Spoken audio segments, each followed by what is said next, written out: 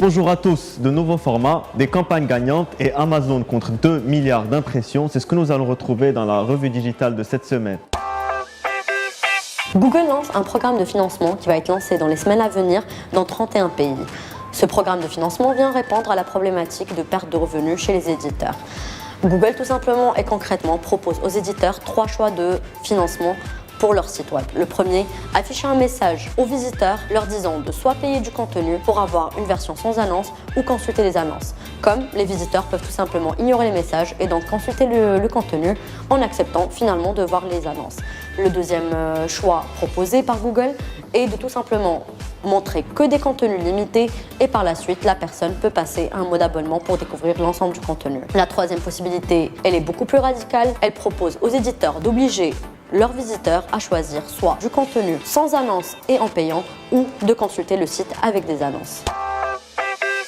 Facebook lance Prime Time Anytime qui est un programme dédié aux marketeurs pour les aider à travers des insights et des informations qui peuvent leur être très précieuses. L'insight derrière cette plateforme est simple, le Prime Time n'est plus 7 heures à la télé, le Prime Time c'est All Time.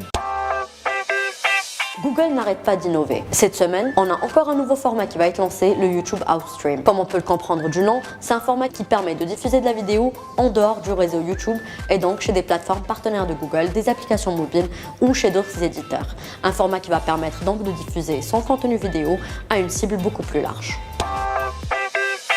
Un web marketeur doit toujours être à l'affût des dernières nouveautés et des dernières tendances pour optimiser ses prochaines campagnes. Du CTR au taux d'ouverture jusqu'au taux de rebond, Campaign Monitor nous livre les 10 KPI les plus importants à suivre pour votre prochaine campagne emailing. Vous trouverez le lien de l'article dans la newsletter.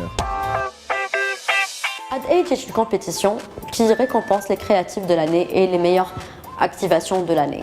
Les résultats sont sortis la semaine dernière et on a déjà les gagnants. Le premier qu'on va citer, c'est le meilleur contenu créatif de l'année qui a été remporté par Nike à travers une activation de challenge auprès des athlètes Nike où ils devaient faire un marathon en 2 heures. Tout cela a été filmé en reportage et diffusé sur les RS de Nike. Une autre activation qu'on va citer, c'est la campagne de l'année qui est le retour du colonel réalisé par KFC. On vous laisse découvrir l'ensemble des activations et des gagnants sur la newsletter. Voici une news qui risque d'intéresser tous les community managers. Social Bakers organise la conférence Social Bakers Engage le 16 mai à Prague. C'est l'occasion pour vous de voir les dernières nouveautés et tendances du secteur. Les workshops, les speakers et les programmes sont tous à retrouver dans le site spécialement dédié engageprague.com. GitHub, entreprise de développement informatique, propriétaire de la solution du même nom, vient de lancer son laboratoire d'échange entre développeurs. Le laboratoire s'appelle le GitHub Lab Learning et on vous invite à aller s'inscrire sur la plateforme et découvrir les programmes proposés.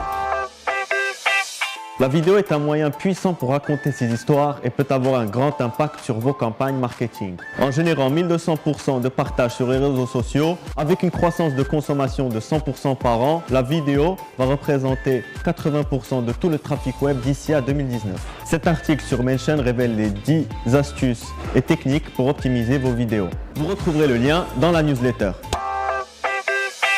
HBO vient de lancer son nouveau site. Une refonte qui vient répondre à une problématique centrale, c'est que le contenu n'était pas assez poussé vers les utilisateurs. Un projet qui a duré 10 mois et plusieurs fonctionnalités ont été proposées pour répondre à cette problématique. Un site aussi qui vient répondre à une problématique d'affichage multi-support, une nécessité aujourd'hui pour tout site pour avoir une expérience optimale. Plus de détails sur ce case study sur la newsletter. C'est tout pour la revue digitale, on se retrouve la semaine prochaine pour un nouvel épisode.